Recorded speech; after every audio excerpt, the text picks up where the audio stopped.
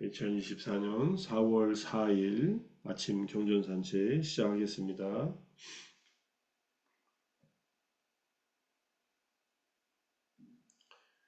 법구경의 318번째 개송 제22장 지옥품의 9번째 이야기, 외도의 제자 이야기. 외도의 제자의 아들들 이야기더라고요. 두 개송입니다. 오늘은 앞에 개송만 하고 내일 319번째 개송하면 지옥품이 끝납니다. 잘못이 없는 것을 잘못이라 여기며 잘못이 있는 것을 잘못으로 보지 않는 사람들. 그러한 잘못된 견해를 가진 사람들은 악처에 간다. 여기서 잘못이 없는 것을 이란 10가지 주제로 된 바른 견해와 그것을 토대로 한 법들에서 10가지 주제로 한 바른 견해는 이제 다사와투카야 사마디티인데 이것은 이제 경전에서 살펴보겠습니다. 오늘은 그걸 주제로 해서 공부를 하게 될 것 같네요. 잘못이라 여기며란 이것은 잘못이라고 일어난 생각이 있다. 잘못이 없는 것을, 그러니까 바른 견해를 갖는 것을 잘못이라고 여기는 것이다. 이런 뜻이에요. 10가지 주제로 된 그릇된 견해와 그것을 토대로 한 법들에서 잘못을 보지 않는 사람들. 여기서 이제 잘못이 있는 것을 잘못으로 보지 않는 사람들이란 요 내용이라는 거예요. 뒤에 악처로 간다는 것은 앞에 개송들하고 이어지기 때문에 더 이상 주석을 달아놓지 않았습니다. 10가지 그릇된 견해가 무엇인가? 그것을 토대로 한 법들에서 또 잘못을 보지 않는 사람. 그러니까 잘못된 견해, 사견을 가지고 바탕으로 해서 살아간다면 이제 잘못된 삶을 살겠죠. 잘못이 있다, 잘못이 없다라는 이 말, 아왓자라는 말인데 이 말은 뒤에서 또 사전에서 보겠습니다. 아이들을 가르치신 부처님 해가지고 이 내용을 읽으면은 좀 뭐라 할까요? 부처님께서 어린 아이들한테 이렇게 가르침을 주셨다는 내용을 이렇게 엿볼 수 있어서 뭔가 좀 친근감이 있었습니다. 이교도의 제가 신자들은 아이들이 불교도의 아이들과 함께 노는 것을 보고 아이들이 집으로 돌아오자 얘기합니다. 앞으로 사키야 왕자의 제자들인 비구들에게 인사도 하지 말고, 사키야 왕자라는 것은 부처님을 말합니다. 석가족의 왕자 출신이잖아요. 이렇게 불렀다는 거예요. 사원에 들어가지도 말아라. 제따와나니까 제따와나가 당시에 꽤 큰 사원이었으니까 그 주변에 사는 외도들의 아이들한테 외도가 이렇게 얘기했다는 거예요. 그 신자들이. 심지어 아이들에게 절대로 하지 않겠다고 맹세까지 시켰다. 어느 날 아이들이 성문 근처에 제따와나 사원 밖에서 놀다가 목이 마르자 이교도의 아이들은 불교도의 아이들에게 말합니다. 너희들이 사원에 들어가서 물을 마시고 우리가 마실 물을 좀 가져와 달라, 떠와라. 아이들은 사원으로 들어가서 부처님께 삼배를 올리고 이 일을 전부 말씀을 드립니다. 부처님께서 아이들에게 말합니다. 물을 마시고 돌아가서 이교도의 아이들을 이리로 데리고 오너라. 데리고 이제 부처님 앞으로 데리고 오라고 한 거예요. 소년들이 모두 사원에 들어와서 물을 마셨다. 그러니까 아이들이 물을 떠간 게 아니라 전부 절에 들어와서 이제 물을 마시게 한 거죠. 지금도 미얀마에 가면은 그 나무 밑에나 인데 물 항아리가 놓여 있어요. 지나가는 사람들이 누구나 물을 떠먹을 수 있게. 그러니까 예전에 같으면 이제 우물 같은 것을 파가지고 우물을 이제 누구라도 물을 마실 수 있게 했는데 이제 절 안에 그런 우물이 있었나 봐요. 자, 그래서 소년들이 들어와서 물을 마십니다. 부처님께서는 그들 모두를 앉혀놓고 아이들이 이해할 수 있는 주제를 선택해서 법문하시어 흔들리지 않는 믿음을 심어주고 삼보에 귀의하게 하고 오계를 꼭 지키도록 가르치셨다. 소년들이 집으로 돌아가서 부모님들에게 이 일을 전부 이야기했다. 그러자 부모들이 몹시 슬퍼하며 한탄했다. 우리 아이들이 삿된 믿음을 가지게 되었구나. 삿된 교내를 가졌다는 얘기죠. 이웃에 사는 지혜로운 사람들이 와서는 그들의 슬픔을 진정시키고 바른 법을 가르쳤다. 그들은 본문을 들은 후에 말합니다. 우리 아이들을 보호해달라고 부처님께 부탁해야겠다. 아이들이 절에 먼저 갔다 와서 부처님을 만나가지고 이런저런 얘기를 들었다 하니까 자기들이 갖고 있는 믿음하고는 다르니까 잘못된 믿음과 이제 그런 견해에 빠졌다고 생각해서 걱정하다가 이웃 사람들의 말을 듣고 본인들도 납득을 해가지고 이제 아이들을 다 데리고 절로 찾아가서 부처님께서 이제 그들에게 성향에 따라 법문을 하셨다. 그들의 성향이라는 것은 그들이 갖고 있는 잠재 성향들입니다. 잠재 성향은 보통 본뇌들을 말해요. 탐진치의 본뇌들이 무엇이 있는가? 그들에게 어떤 마음의 기능들, 신, 정진, 염정회가 어떤 것이 있는가, 어떤 것이 약한가 잘 아시고서 그들의 성향에 맞게 가르침 주시고 나서 이 개성을 지금 우리가 읽은 이 개성을 읽었다는 거예요. 걸음을 발음이라고 하고 발음을 걸음이라고 하는 자들, 그들은 사견을 지녔기에 악처에 태어난다. 이 개성입니다. 내일 읽는 것은 걸음을 걸음이라고 알고 발음을 발음이라고 아는 사람들, 그들은 정견을 지녔기에 선처에 태어난다. 같은 내용이지만 하나만 보겠습니다. 이제 아와자라는 이 단어가 왓제, 아와제 이렇게 나오는데 피해서는 안 되는 어떤 것들, 그러니까는 잘못이 없는 것 이런 뜻이에요. No fault, no sin이니까 죄가 아닌 것. 이것의 반대말이 왓자입니다. 여기 지금 법구경 318번 개송에 여기에 아왓제, 왓잠, 아띠노, 왓자, 마띠노죠. 마띠는 이제 생각하다는 거예요. 그렇게 이렇게 간주하다는 뜻이에요. 그것에 이제 마띠노 하면은 생각을 가진 사람이니까. 그래서 아왓제, 왓자. 그러니까 홈이 잘못이 없는 곳에서 잘못이라고 간주하는 것. 잘못이 없는 것을 잘못된 거라고 간주하는 것. 부처님 가르치면은 잘못됨이 없는데 그것을 잘못된 것이라고 이렇게 간주해서 외도의 제자들이 자기 자식들한테 그렇게 얘기하는 거 아닙니까? 그 얘기예요. 팔리 텍스 잉글리시 딕셔너리. 요거는 이제 크리티컬 팔리 딕셔너리고 요거는 팔리 잉글리시 딕셔너리의 우리말 번역판을 보면은 왓자는 피해야 할 것, 잘못 죄다. 아와자는 이제 꺼리지 않는, 금지되지 않은 이런 뜻이다. 이렇게 지금 얘기하고 있습니다. 그 다음에 이 아와자의 부정어가 안 아와자라는 말이 있어요. 여기에 안 아와자, 떳떳한, 실수가 없는 이런 뜻이에요. 이렇게 쓸 때는. 싸 아와자는 잘못된, 실수가 있는 이런 뜻입니다. 요 말이 나오는 것은 나중에 이제 깔라마수타, 오늘은 소개 안 하지만 내일 한번 보죠. 깔라마수타는. 거기에서 이제 요 말이 나옵니다. 쫀다경의 내용을 쭉 보는데 이제 바른 견해, 10가지 바른 견해라고 하는 것이 주석서에 나왔잖아요. 쫀다경 안구타라니까 10법의 176경에 보면은 그는 10가지는 제가 넣은 겁니다. 바른 견해를 지닌다. 첫 번째, 보시도 있다. 두 번째, 곡물도 있다. 이 곡물이라는 것은 입담이라고 해서 받쳐지는 어떤 뭐 음식 같은 것을 말합니다. 제사도 있다. 이게 하나예요. 선행과 악행의 업들에 대한 열매도 있고 과보도 있다. 네 번째, 이 세상도 있다.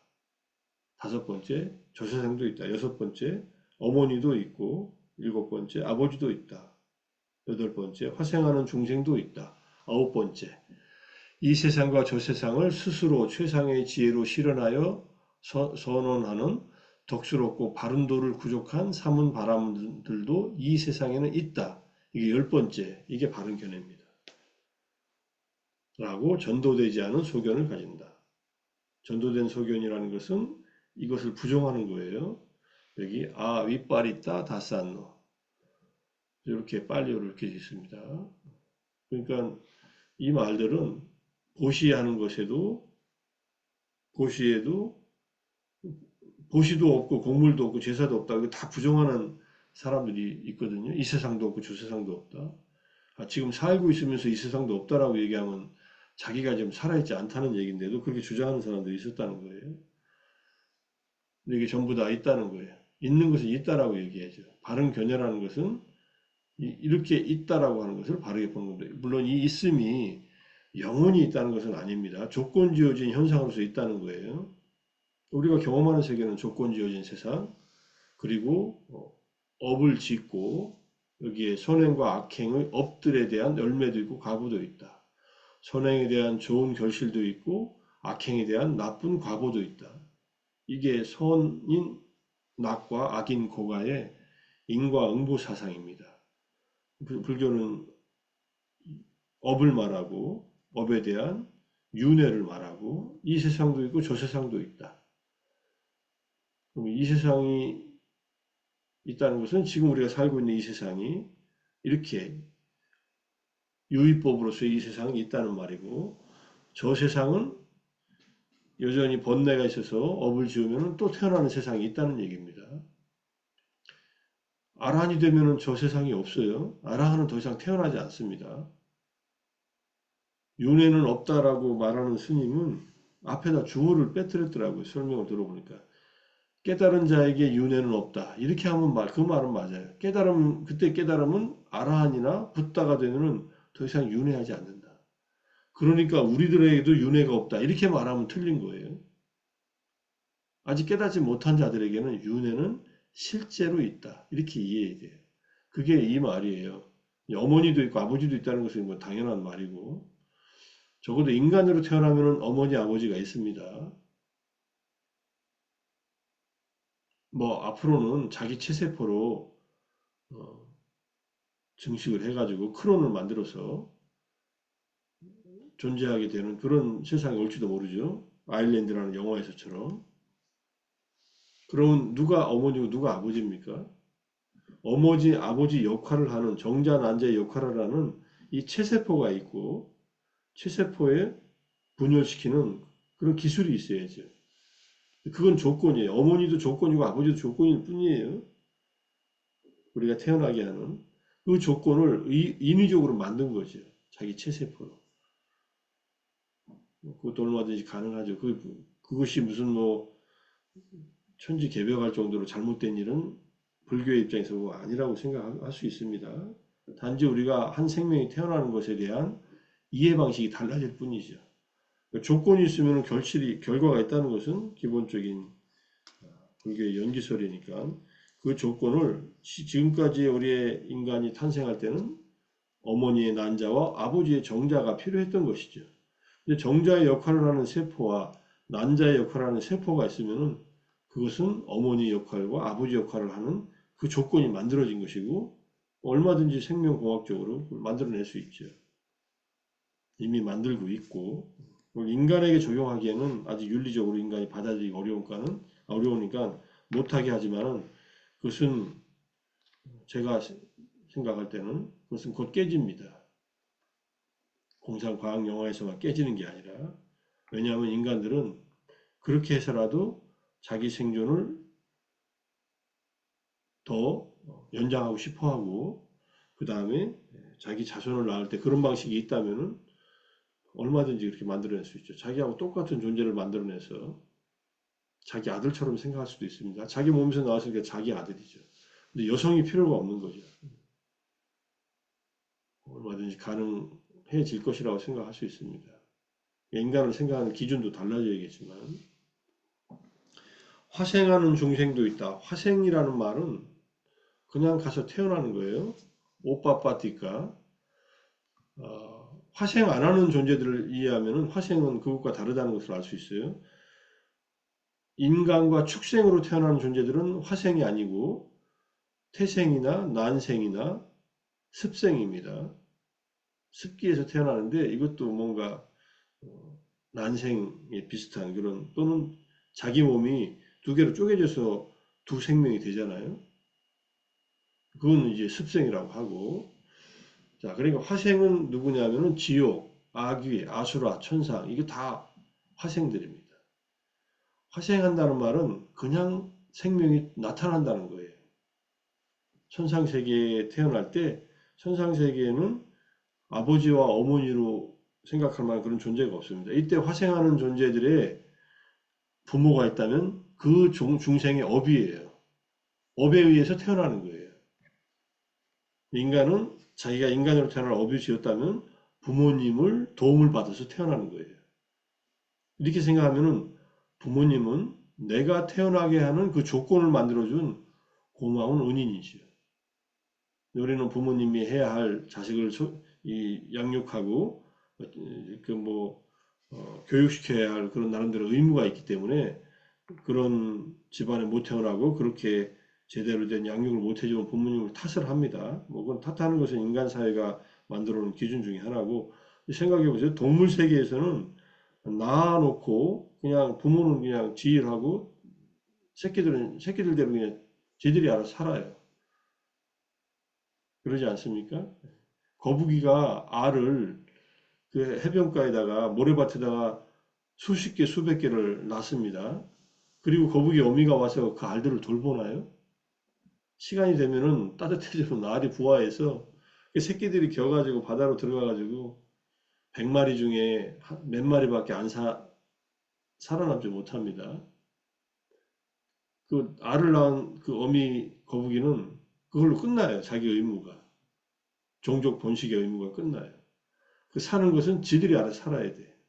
대부분 잡아먹히고 죽고 그렇게 이제 이어온 거예요. 근데 인간들만은 독특하게 적어도 성장할 때까지 어린 시절을 넘어서 자기 스스로 세상을 살아갈 때까지 돌봐주는 그런 시스템이 인간에게는 있는 거죠.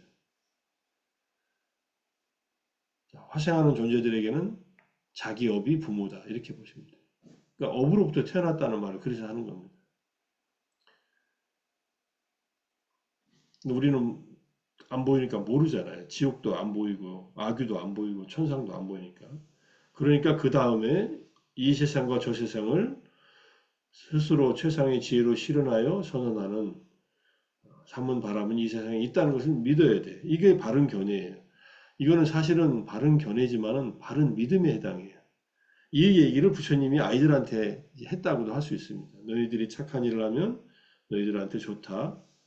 부모님에게 효도도 하고 뭐 등등 거짓말 하지 말고 친구들하고 싸우지 말고 뭐 어쩌고저쩌고 이렇게 이제 부처님이 아이들이 알아들을 만한 이제 그리고 너희들이 갖고 있는 것이 있다면 친구들하고 나눠 써라 뭐 이렇게 보시하는 얘기 계를 지키는 얘기 아이들 수준에서 맞게 법문을 하신 거 아니겠습니까? 그러니까 이 10가지 견해의 바탕을 두고 부처님이 다양하게 이제 설명을 해주셨다 이렇게 볼 수 있지.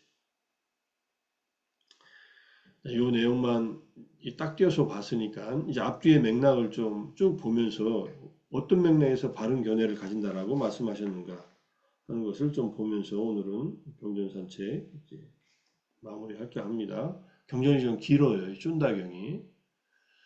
쫀다경 부처님께서 빠와의 대장장의 아들 쫀다의 망고숲에 머무셨다.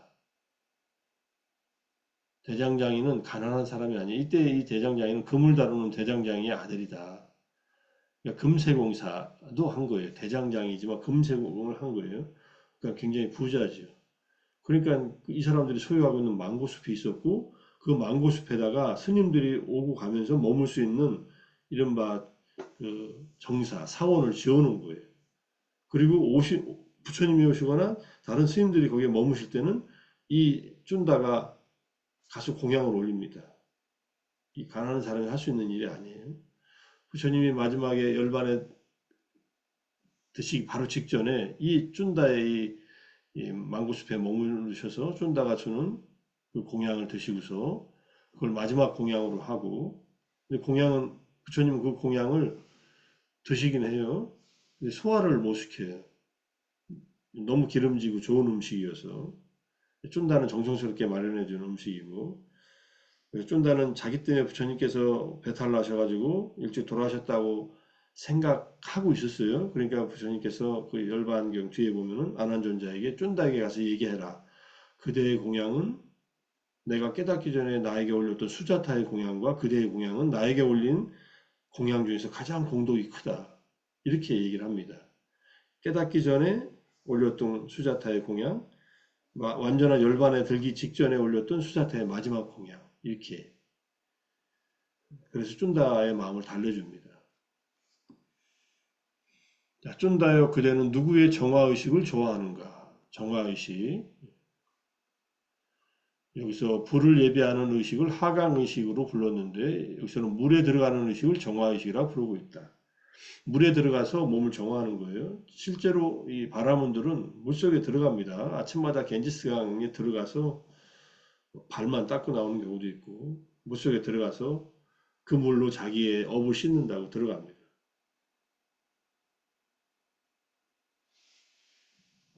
그러니까 서쪽 지방의 바라문들은 정화의식을 어떻게 천명하는가 쭉 얘기를 해요. 물병을 들고 수초로 만든 화환을 들고 불을 숭배하고 물에 들어가서는 그들은 좋은 시간에 침상에서 일어나 땅을 만지지 못하면 젖은 소똥을 만지고 푸른 풀을 만지고 불을 숭배하고 태양을 숭배하고 밤의 삼경에 물에 들어가시오. 한밤중에 밤의 삼경이면 언젠가요? 새벽 2시부터 6시 사이 이때 아닌가요? 그죠? 세 번째 새벽녘에 그렇게 하는 것이 정화의식이라고 이렇게 얘기합니다. 그러니까 쫀다요. 그들의 이 바라문들은 이제 기본적으로 베다를 이제 종교적인 문헌으로 숭배하는 그러한 이른바 힌두교도들이니까 이런 식으로 정화의식을 해요. 지금도 하고 있습니다. 그럼 물에 들어가서 정화가 된다면 물고기들은 다 해탈했겠네 이렇게 부처님이 얘기하세요. 부처님이 사람들이 잘못된 견해를 갖고 있을 때 그 견해를 고쳐주려고 여러 가지 얘기를 하시는데 겐지스강에 사는 물고기들, 악어들, 뭐 온갖 생명들은 다 겐지스강 물에 들어가면은 정화돼 가지고 해탈했다면은 그들은 뭐 평생을 거기서 태어나서 거기서 살다 죽으니까 자연스럽게 해탈했겠네라고 이렇게 질문합니다. 그렇지 않다는 것을 보여주는 거죠. 자, 부처님께서 성스러운 율에서의 정화의식은 다르다. 이때 성스러운 율이라는 것은 부처님의 가르침을 따르는 계율입니다. 그러니까 부처님은 이렇게 얘기하세요. 정화라는 것은 어떻게 일어나냐면은 이렇게 어떤 의례의식을 통해서 일어나는 것이 아니라 몸으로 짓는 세 가지 불결함이 있고 말로 짓는 네 가지 불결함이 있고 마음으로 짓는 세 가지 불결함이 있다. 이것이 우리 몸을 오염시키는 것이고 이것을 하지 않는 것이 정화다. 이런 얘기예요. 생명을 죽이고 주지 않는 것을 가지고 삿된 음행을 하고 그 다음에 말로 짓는 네 가지 거짓말, 중상모략, 욕설, 잡담 그 다음에 마음으로 짓는 세 가지 간탐, 탐욕 부리는 것, 악의입, 화내는 것, 그 다음에 삿된 견해를 가지는 것. 이것이 우리 몸과 말과 그 다음에 마음을 오염시키는 10가지 10악업이다. 이렇게 얘기하는 겁니다. 여기 삿된 견해는 보시도 없고 곡물도 없고 제사도 없다. 조금 전에 말씀한 10가지 바른 견해에 반대되는 겁니다. 자, 그런데 이것이 10가지 해로운 업의 길이다. 이것은 이런 것을 갖춘 자는 아침에 아무리 일찍 일어나서 그대들 바라문들이 행하는 정화의식을 한다 해도 청정해지지 못한다. 왜냐하면 10가지 해로운 업의 길 자체가 청정하지 못하고 청정하지 못함을 만들기 때문이다. 아무리 종교적인 의례를 행한다 하더라도 이 10가지 악업은 그걸로 정화되지 않는다. 이런 뜻이에요. 10가지 해로운 업의 길을 갖춤으로써 지옥이 알려졌고 축생의 모태가 알려졌으며 악의 계가 알려졌으며 이러한 비참한 세계들이 알려진 것이다.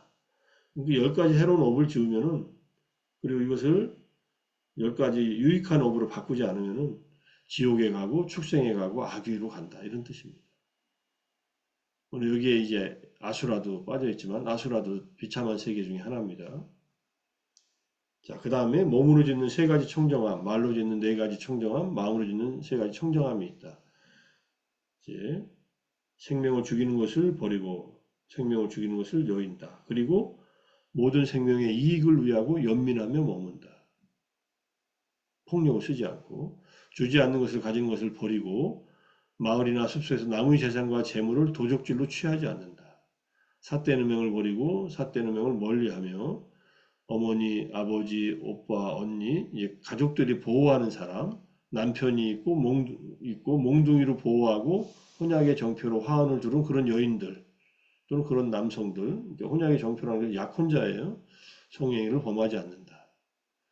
그다음에 거짓말을 버리고 거짓말을 여인다. 어떤 목적을 위해서도 고의로 거짓말을 하지 않는다.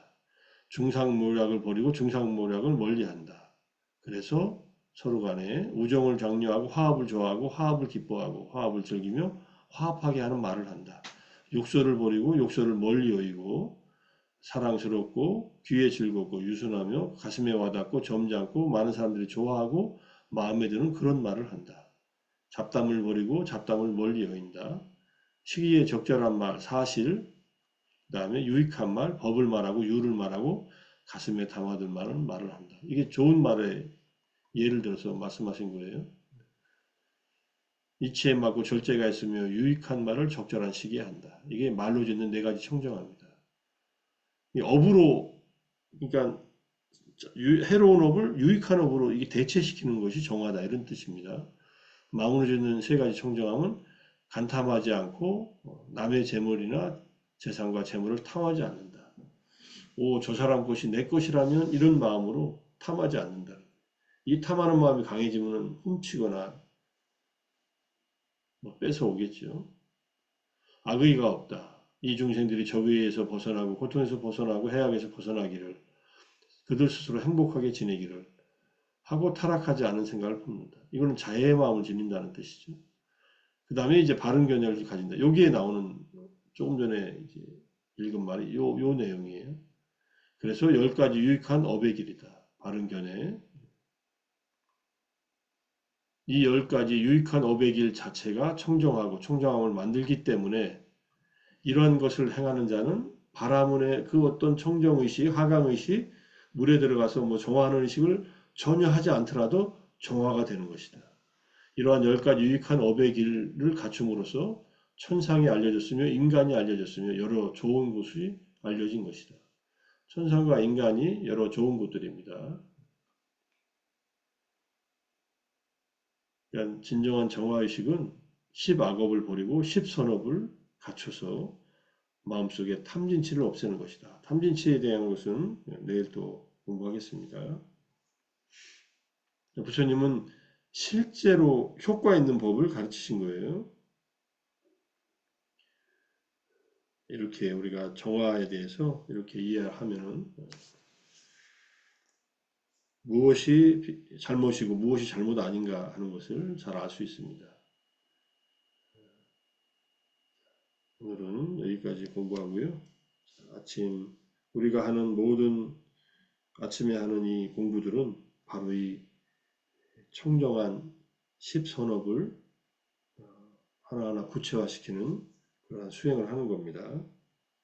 그리고 실생활에서 이제 5개를 지키고 그 다음에 이제 5개를 더 확장시켜서 십선업을 매일매일 우리가 이렇게 닦아서 나 자신을 청정하게 하고 우리가 좋은 곳에 스스로 마음을 정화시켜서 순간순간의 삶이 행복할 수 있도록 이런 정진을 하는 것이다 라고 생각하시면 아침 정진이 조금 피곤하고 힘들더라도 의미를 충분히 알 수 있을 겁니다. 자, 아침 명상하시고 독송하고 또 아침 경전 산책하시나 수고 많으셨습니다. 오늘 이걸로 마무리하겠습니다. 사두, 사두, 사두, 또 사두, 받은 사두. 사두. 네. 감사합니다. 감사합니다. 감사합니다. 예, 수고하셨습니다. 감사합니다. 감사합니다. 감사합니다. 감사합니다. 감사합니다.